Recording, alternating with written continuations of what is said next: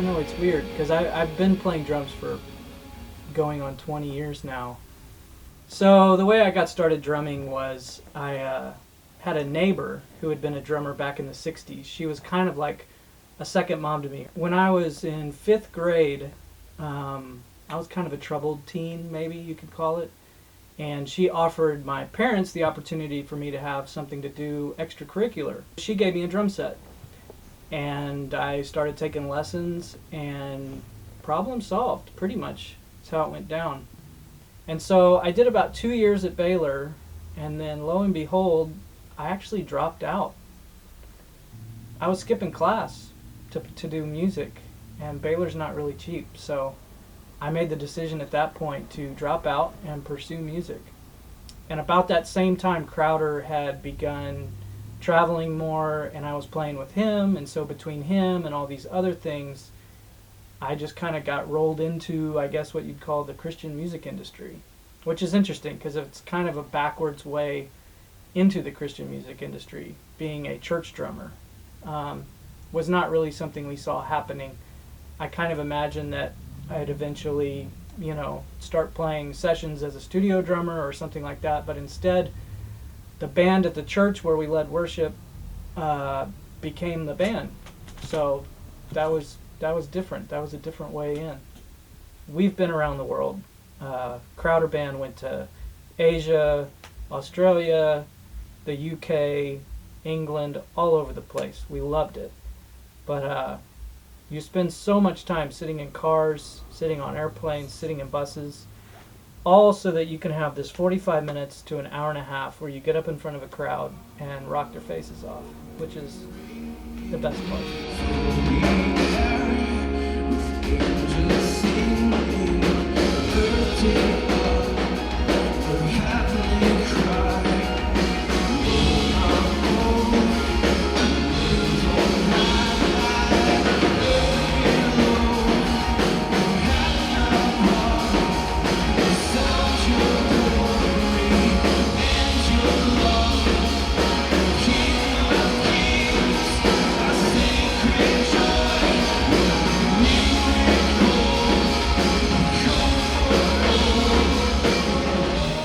I'm a hobbyist to some degree. I like building stuff. So I built a little modular circuit bent keyboard rig with 3 old Casio and Yamaha keyboards, like the little toy ones, but they're all circuit bent to a modular.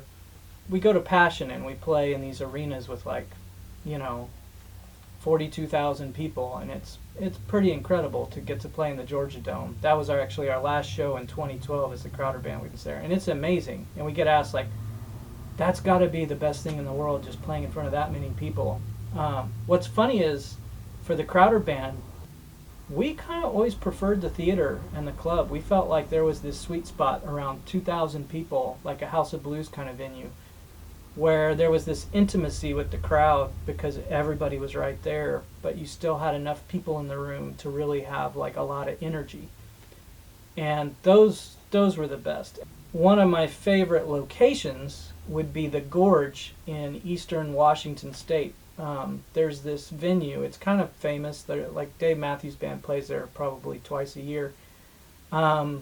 It's this stage that's sitting right on the side of what's like a miniature Grand Canyon, and the crowd is facing the canyon, and the stage is in between the crowd and the canyon. And so as a band, your back is to the canyon, but if you walk to the back of the stage and look down, it's just like a sheer 2,000-foot drop.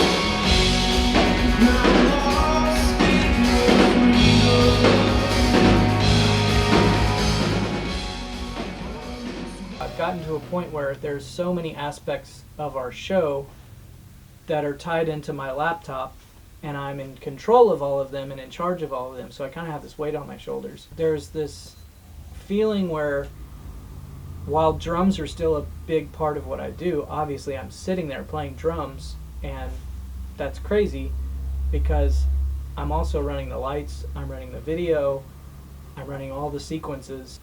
There's definitely moments where the fans kind of draw it out of you, and all of a sudden you have really awesome moments where you kind of forget about everything.